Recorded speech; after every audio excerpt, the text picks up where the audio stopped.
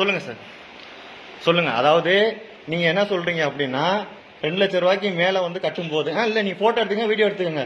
2 லட்ச ரூபாய்க்கு மேல கட்டும் போது உங்களோட அப்ளிகேஷன் இன்ஸ்டால் பண்ணி அது மூலியமா 450 ரூபா 500 ரூபா 2 லட்ச ரூபாய்க்கு மேல போற அமௌண்ட்டை வந்து கட்டணும்னு சொல்றீங்க.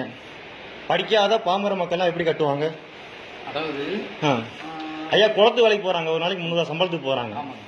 அவங்க எல்லாம் வந்து 2 லட்ச ரூபாய்க்கு மேல வச்சிருக்காங்கன்னு வச்சுக்கோங்க, அவசரத்துக்கு வச்சிருக்காங்க. திருப்பி வந்து கட்டி திருப்பும்போது எப்படி திருப்புவாங்க? இந்த மாதிரி அவங்கள்ட்ட இந்த மாதிரி போன் இல்ல, ஆப்ஷன் இல்ல, எப்படி கட்டுவாங்க? ஒரு நாளைக்கு பாதி பணம், இன்னொரு நாளைக்கு பாதி பணம் கட்டி கொடுப்பாங்க.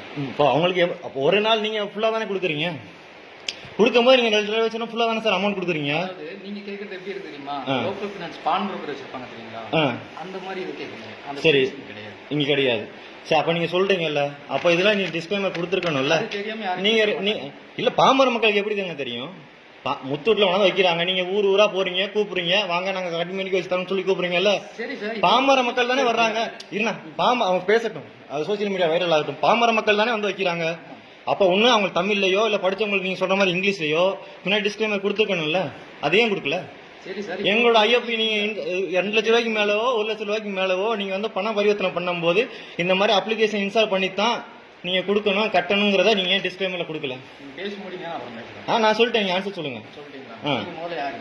அது உங்களுக்கு அன்னெசரி. அவர் என்னோட ரிலேட்டிவ், நான் அவருக்காக வந்திருக்கேன்னு வச்சுக்கோங்க. இப்ப ஆன்சர் சொல்லுங்க. அது உங்களுக்கு அன்னெசரி, சொல்லுங்க.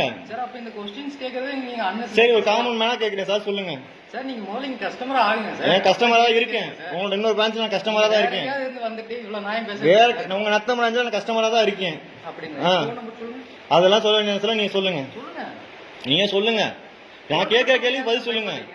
சொல்லுங்க சார். நீங்க அப்படி சொல்றீங்களா 2 லட்ச ரூபாய்க்கு மேல போது எங்க அப்ளிகேஷன் இன்ஸ்டால் பண்ணி தான் நீங்க பண்ணணும்னு சொல்றீங்கல்ல, அந்த டிஸ்க்ளைமர் ஏன் நீங்க பின்னாடி கொடுக்கல?